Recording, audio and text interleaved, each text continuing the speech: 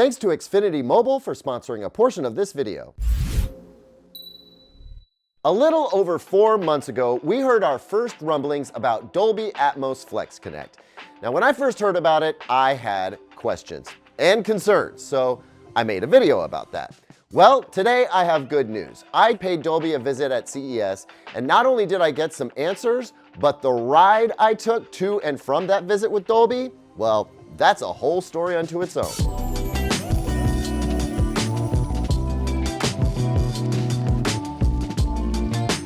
Welcome back, everyone. I'm Caleb Dennison, and normally I like to bring answers to this channel rather than just pose questions. So that Dolby Atmos Flex Connect video from September 2023 felt a little off-brand. But I figured it was a good way to get a conversation started with you and let Dolby know we're all paying attention and that I would definitely be coming with those same questions when they were ready to talk some more about their latest invention. Turns out Dolby is ready to share, and while some new questions have popped up since I paid them a visit in Las Vegas, those questions are less about how the technology works and more about when we're actually gonna get it. So I'm gonna share what I've learned about this potentially game-changing technology in just a few moments, but I'm gonna sandwich it in between a couple slices of Dolby Atmos music awesomeness that I got to savor on the way to and from Dolby Suite at the Nomad Hotel in Las Vegas. Now, Dolby was my first stop of that morning, and to make it easier to get to Dolby setup, they offered to send a car to pick Zeke and I up. That car was a Maybach. Now, I mentioned this not because I want to show you how fancy I got to roll across the strip that morning.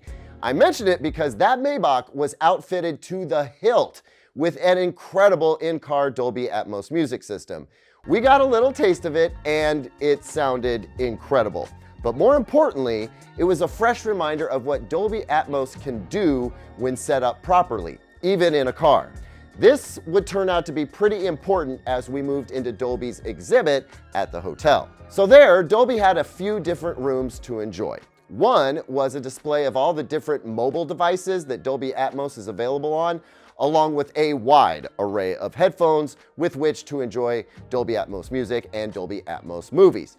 I had a listen, which was another refresher on how Dolby Atmos can sound depending on how it's implemented. Another small room was outfitted with the kind of Dolby Atmos speaker system you might find in someone's home. It was just scaled to serve like 1 or 2 listeners. Again, I listened really carefully. And then there was this lounge space with commercial-grade speakers filling a much larger party-style atmosphere where Dolby Atmos music and movies could be demonstrated to a large group of people.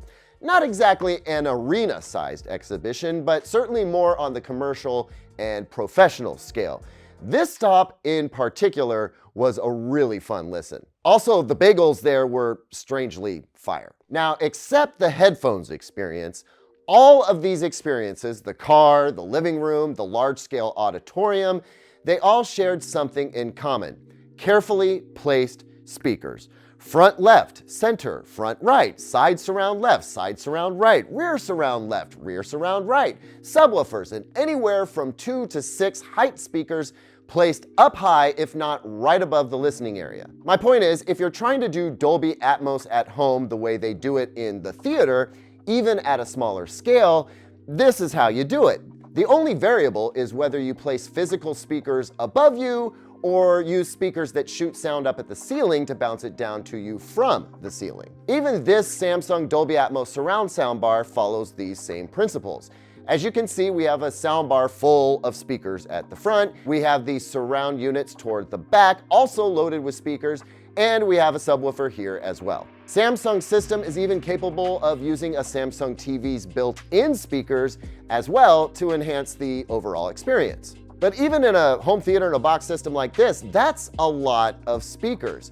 and they need to be placed in specific positions relative to where you sit and watch TV. And if you do a conventional system that uses an AV receiver or multi-channel amplifier along with a bunch of independent speakers, well, now you also have the challenge of speaker wires to deal with.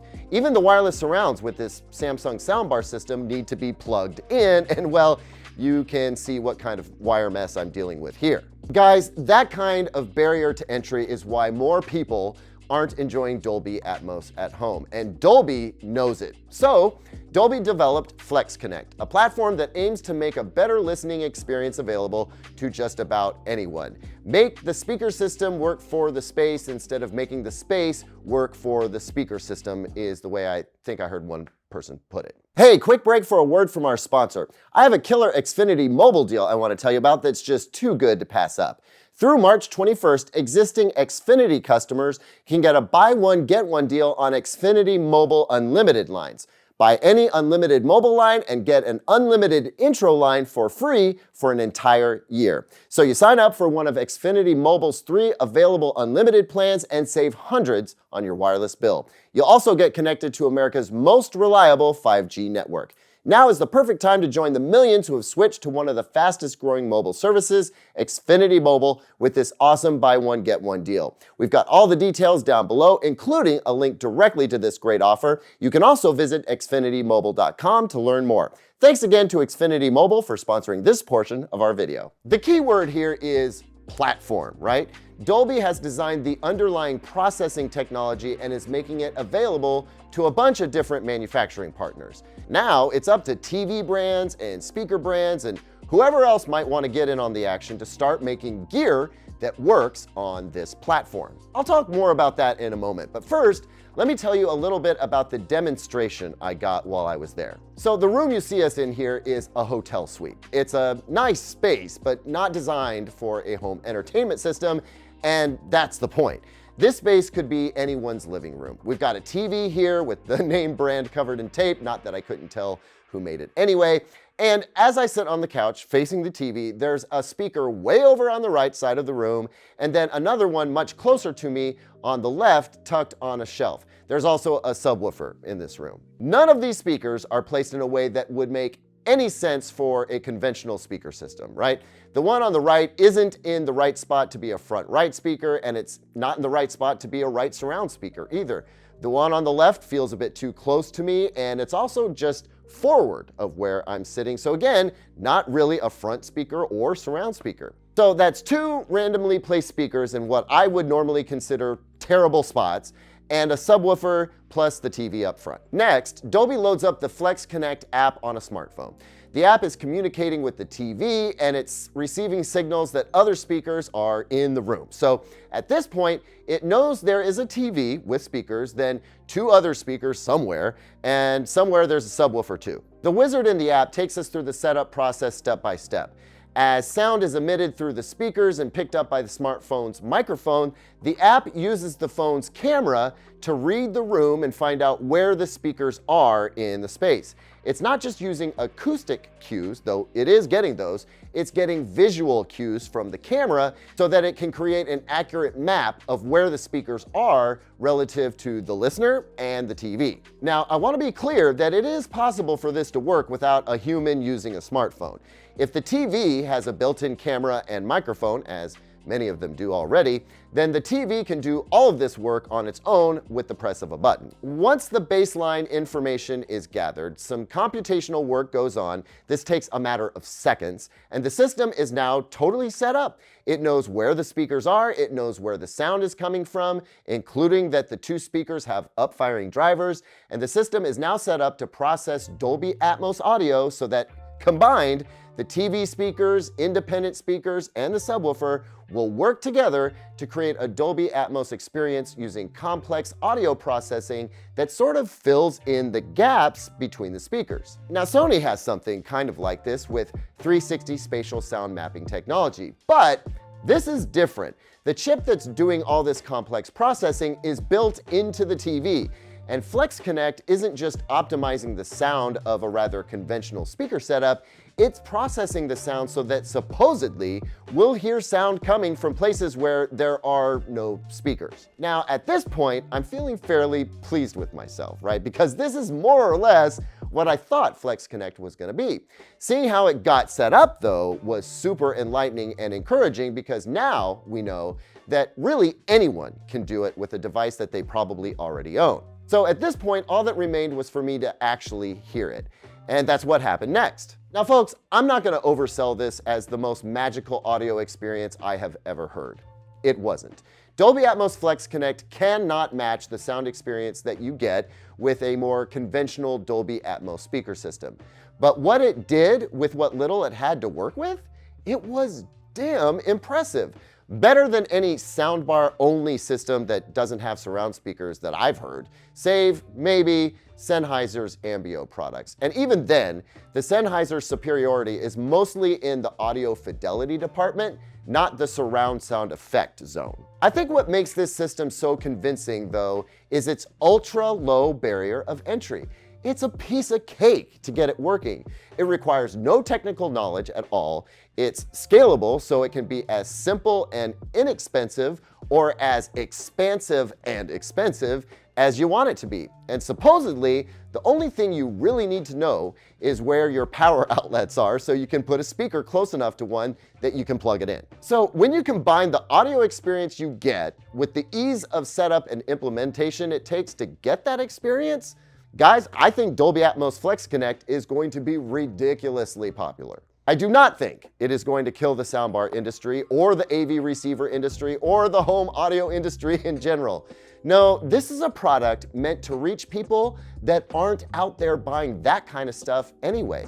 They won't buy that stuff, but when they hear this, they'll 100% buy into Dolby Atmos Flex Connect. I think the brand that's going to sell the most is the brand that figures out how to spread the word and get this into as many ears as possible. Because from there, the technology really sells itself. And that's all Dolby had to do. Now it's up to Hisense and TCL, who we already know are making Flex Connect speakers and building Flex Connect into some of their TVs, as well as any other brand that wants to hop on board. And guys, it's Dolby. I think a lot of brands, from those we already know to some that haven't even been created yet, they're going to be clamoring to get Dolby Atmos Flex Connect products developed. Because we aren't talking about getting a slice of an existing market share here. We're talking about an entirely new market made up of folks who would never put a receiver or speakers or even a soundbar in their home. But they'll hide a couple of speakers around the room if all they have to do is plug them in and press one button. Pretty smart, Dolby. Pretty smart. So then, after all of this, I crawled into another Mercedes and proceeded to get an in-car Dolby Atmos music demo that blew my socks off. Never did find those socks, come to think of it. That, my friends, is fodder for another video entirely. But I will say it got me thinking about and listening to Dolby Atmos music in a way I never had before. And I'm excited to talk about that with you really soon. And really, we'll be talking about it all the way through the rest of 2024. For now, just know that I think Dolby Atmos Flex Connect may or may not be for you. But of this, there is no doubt. It is an awesome technology, and I think it's absolutely going to blow up. And the ripple effect that it may have on the home entertainment industry in general, I'm just starting to try to wrap my head around that. Thanks as always for watching, everyone. What do you think? Let me know down in the comments. Please consider liking, subscribing, and sharing this video with someone you think should see it. I'll see you on the next one, and until then, here's 2 other videos I think you might like.